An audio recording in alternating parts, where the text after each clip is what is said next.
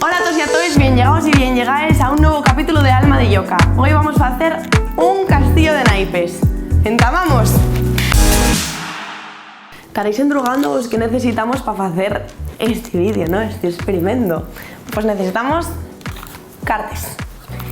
Voy a entamar. Nunca hice esto, la verdad, estoy muy de maga. A ver. Wow, ¿qué decir?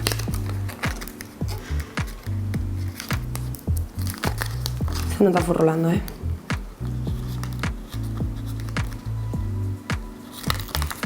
Oye, soy tonta. ¿Qué me pasa?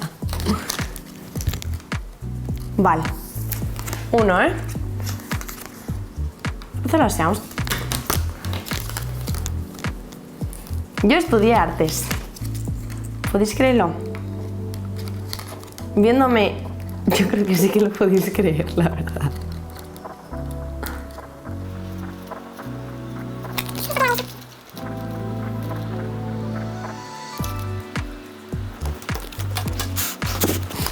Esto no está siendo nada divertido, te digo.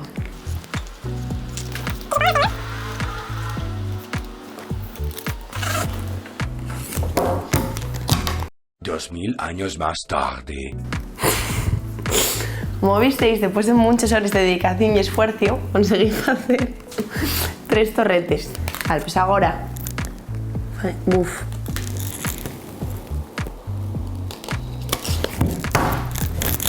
Bueno. Esto si lo dobles un poquitín, creo que va mejor. Mira esto, está aquí doblado. Igual no, te digo. Mirad, yo desisto, ¿Qué signo es? Aries. Carmen y Aries.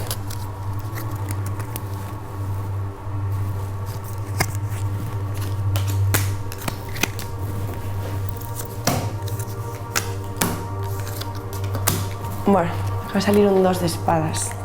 Quiere decir, no les espades. No te va a venir, o sea, va a venir un brano difícil. Difícil. Y ahora estas cuatro cartas lo que quieren decir es les perres, l'amor, la familia, y la última sorpresa. Entonces, a priori tenemos 2 espadas. Esto quiere decir que no va a ir bien la cosa. Pero no va a ir bien, ¿por qué? 4 espadas, no va a haber nada de perres. Porque los espadas lo que quieren decir... Bueno, igual esto está sin barajar, igual salen 2 espadas. Exactamente, salieron 2 espadas.